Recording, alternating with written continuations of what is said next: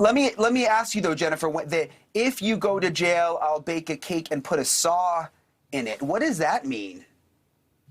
Well, it sounds like to me it means she wanted to aid and abet him to either an escape or to possibly, and I know the attorney said no, no, no, but could it have been for him to harm himself? I don't know what kind of saw you could use to escape, but you could certainly use some sort of saw to harm yourself while in prison.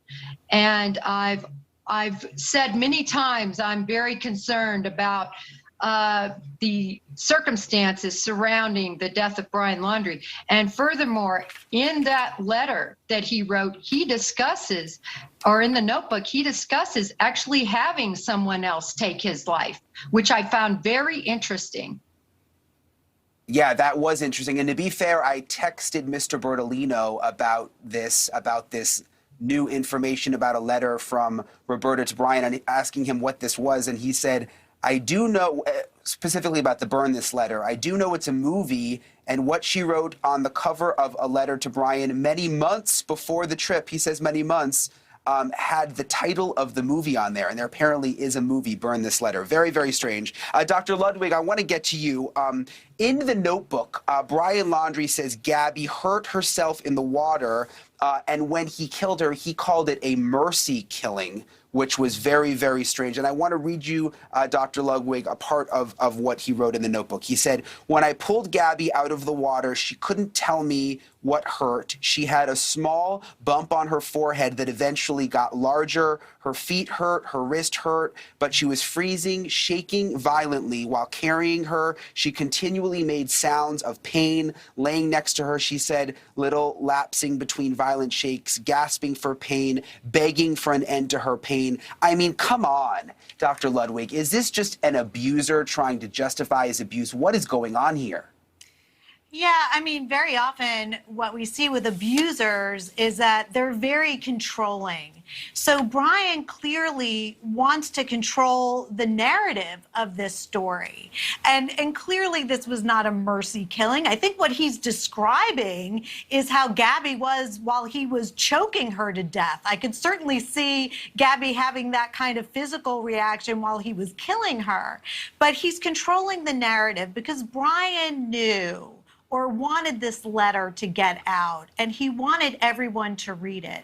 So we see that Brian continues to be very controlling and to try to almost position Gabby in some strange way. If Gabby is hurt, why not call 911? Why not bring her to a hospital? Mercy killing? That's just a bizarre jump.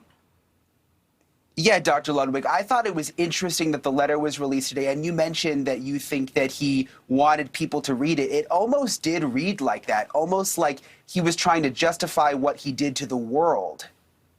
Absolutely. And I think he was trying to protect his parents in the letter. And I think we also see psychologically something very interesting where Brian says that Gabby was the love of his life and he couldn't imagine living without her. And I do believe that part to be true because with violent partners who kill their lovers, very often they're highly dependent individuals. And when they kill their lover, they then realize how dependent and lost they are without this other person in their life to beat and to blame and to target. So I do believe he was suicidal after he killed Gabby and didn't know what to do with himself. But here we see the sociopathy that he has. If you look at the writing, it's very neatly written. He wanted people to be able to read his writing, read his narrative, protect his parents, and have a sense of what he wanted the world to envision the ending of Gabby's life the way he wanted us to see it, not the way it really happened. So disturbing. Jennifer, the part of the letter where he says that Gabby hurt herself and fell in the river, in the stream, really. I was out there, Jennifer. I was in the spot where Gabby was killed. I saw where the van was. I had incredible cell phone service out there. I had no issue with cell phone service. The area was not that big from where the creek was. It's about a 5-minute walk to the van.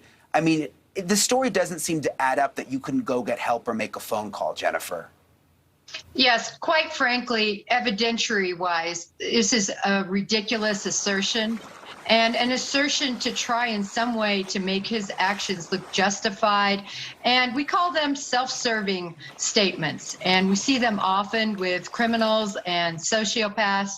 And it was typical of someone who is a domestic violence abuser, and not surprising.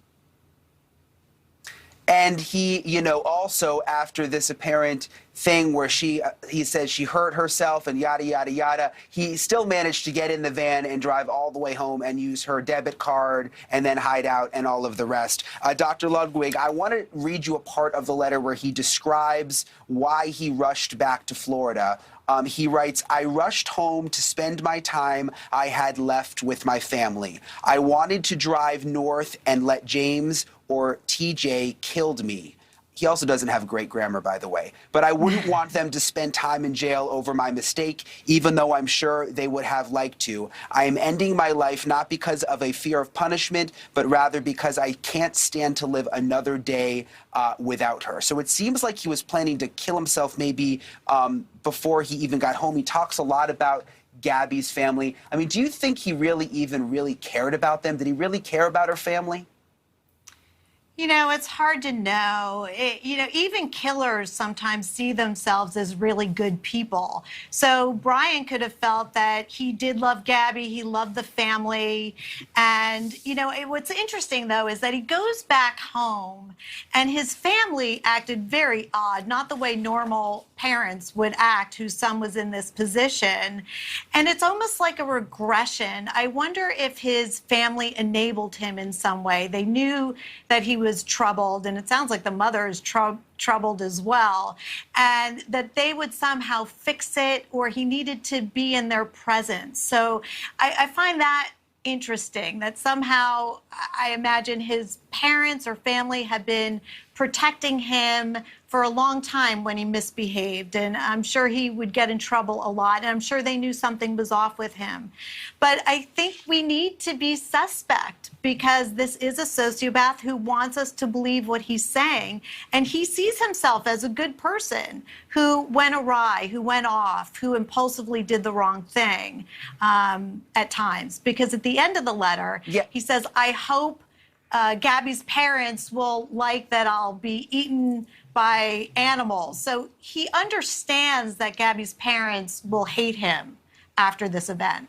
Yeah, and the weirdest thing was the very end of the letter. He says something about don't litter and pick this letter up because Gabby didn't like littering. I mean, you're talking about killing your fiance and then you're talking about picking up litter. It didn't make much sense. Real quick, I've only got a few more seconds, Jennifer, but you heard Dr. Ludwig talking about the Laundries.